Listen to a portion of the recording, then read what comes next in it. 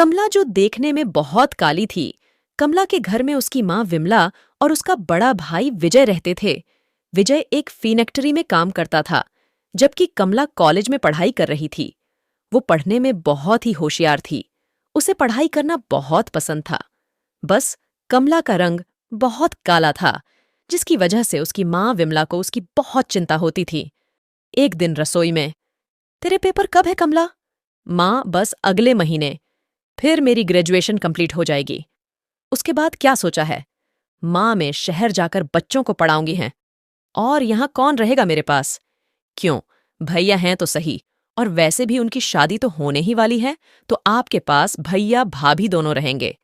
देखना, विजय की शादी को अब बस 20 दिन रह गए हैं और कुछ भी तैयारी नहीं हुई अभी तक। अगर शादी में कुछ कमी रह गई तो सुनील के ससुराल वाले गुस्सा करेंगे। क्या हुआ? तू हंस क्यों रही है? हंस इसलिए रही हूं मां कि आप तो ऐसे ही घबरा रही हो जैसे। शादी विजय भैया की नहीं, मेरी हो रही है। अरे, आप लड़के की मां हो, आपको किस बात की टेंशन? ये बात तो तूने सही कही, देख लूंगी पटवारी को। विजय सुनीता से शादी कर रहा था। वो उसके साथ कॉलेज में पढ़ती थी। दोनों को प्यार हुआ और दोनों ने शादी का फैसला कर लिया। सुनीता का भाई पटवारी था। इस बात का सुनीता को बहुत घमंड था और वो एक नंबर की नग छड़ी थी। ऐसे वक्त गुजर गया और फिर विजय और सुनीता की शादी हो गई। लेकिन इस शादी के बाद से सब कुछ बदल गया। आते ही सुनीता ने खेत की और सरिता से लड़ाई शुरू कर दी।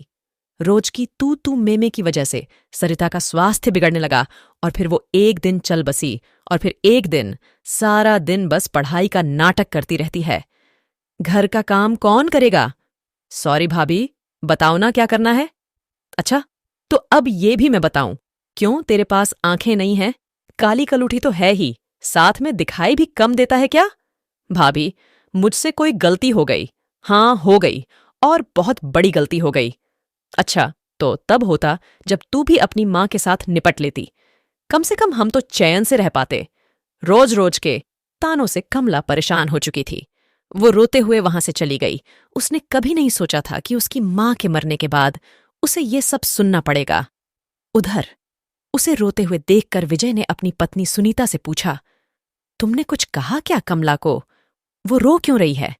कहा ना, पढ़ाई का बहाना करके बैठी रहती है। सारा दिन घर का सारा काम मुझे अकेले को करना पड़ता है।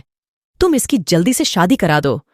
लड़का देख तो रहा हूं, पर तुम्हारी बहन का काला रंग देखकर उससे कोई शादी करने को राजी नहीं है ना? नहीं, ऐसी बात नहीं है। वो तो कोई अच्छा लड़का मिल नहीं रहा है ना, इसलिए। जितनी वो काली है ना, कोई अच्छा लड़का मिलेगा भी क्यों उसको? अरे, किसी से भी ब्याह दो, क्या फर्क पड़ता है? कम से कम उसका घर तो बसेगा और मेरा भी पिंछा छूटेगा। तुम ऐसा क्यों बोल रही हो? ऐसे किसी से भी कैसे करा दूं? बहन है वो मेरी। ओह, तुम तो ना बस छुपी रहो, और अगर ज्यादा प्यार आ रहा है ना अपनी बहन पर, तो तुम कर लो अपनी कोशिश, और जब कोई लड़का ना मिले ना तो मुझे बताना। मेरे गांव में बहुत लड़के घूम रहे हैं, किसी ना किसी के सर मढ़ ही दूंगी। इसे विमला अपने भैया भाभी की बात सुन रही थी। वो बस रोई जा रही। तभी उसने फैसला किया कि वो अब अपने भैया पर बोझ नहीं बनेगी और अपनी जिंदगी खुद संवारेगी। और ऐसे में उसे याद आया, गौरव कॉलेज में पढ़ता था। पूरा कॉलेज उसके रंग का मजाक बनाता था। बस एक गौरव ही था जो उसकी इज्जत करता था और उसे पसंद भी करता था। गौरव पढ़ाई के बाद शहर जाकर कॉम्पिटिटिव एग्जाम की तैयारी कर रहा था। जाते वक्त उसने कमला को अपना फोन नंबर दिया था। ही गौरव को फोन किया और उससे मदद मांगी।